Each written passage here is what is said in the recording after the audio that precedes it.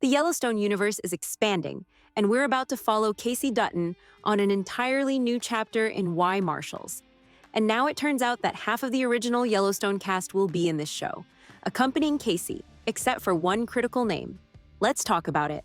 As you all know, majority of the Yellowstone just moved to Texas, since Beth and Rip's spinoff also revealed to be filming there, alongside the Four Sixes.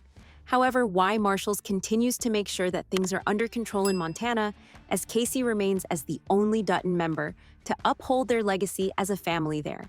Thus, this new show is extremely important. And even though it won't be in Paramount like the other Yellowstone spin-offs, or won't be written by Taylor Sheridan, in a way, it is the most Dutton-like Yellowstone sequel that is in line. Personally, Yellowstone will always be about the Duttons for me. So, I don't know about you guys, but I prioritize Why Marshals over every other upcoming Yellowstone show. Now, what can we expect from Why Marshals?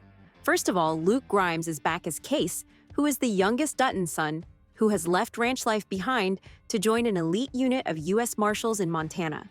Now, he's combining his cowboy skills with his Navy SEAL training to bring range justice to the state, balancing duty, family, and the intense pressures of being the last line of defense in a region constantly at war with violence. I mean, if this synopsis does not sound amazing to you, I don't know what would. But don't worry, things get even better. According to the recent news, joining Kayce in this journey are very familiar faces from Yellowstone.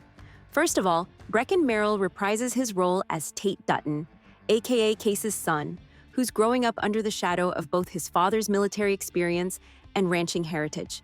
Personally, I've never been a fan of Breckin's acting. I mean, no shade, but the kid is not very talented. Or we didn't see his full potential in Yellowstone. Either way, I'm hoping that he would give his all to this new series, because it is clear that he will be a key part in Kayce's life. So, his performance can make or break the show. But let me know what you think about his participation in this new series. We also learned that Gil Birmingham is returning as Thomas Rainwater, who is the chief of the Broken Rock Indian Reservation, whose political influence and history with Kayce often made him both an ally and a challenger in Yellowstone. I mean, I doubt that any name other than Thomas would make me this happy. He was one of my favorite characters in Yellowstone, and to me, he always felt like a father figure to Kayce, alongside John Dutton, of course. So I believe his presence will add a lot to this show, and clearly, we will get to be involved in Yellowstone's politics further through his storyline. Also, do I need to remind you that he was the one who gave the idea to hand over the Yellowstone Ranch to the reservation?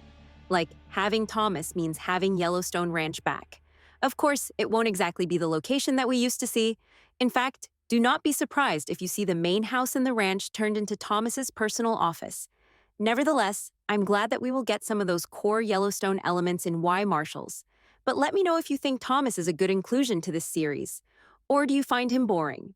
Mo Brings Plenty also comes back as Mo, who has always been a trusted friend and ally who has been a constant support for Kayce on the reservation, guiding him and standing by him during major conflicts. I know that a lot of you guys are also a fan of Mo, so I think we can celebrate his inclusion together in the comments, because this guy deserves all the praise, that's for sure. Now, after all these names and announcements, who do you think we are missing in this cast? Can you think of anyone? If your eyes are also looking for Kelsey Asbel, aka Monica, you are not alone. Turns out she won't be in this series, which is scandalous, I know. Apparently, they will write an off-screen death story to her, which does not sit right with me at all. After everything they have been through as a couple, I feel like we deserve to watch them as a couple, in their own show for once. But clearly, the showrunners do not feel the same way as I am. Perhaps you guys would also disagree with me on this, I don't know. But my heart is broken for Monica, that's for sure.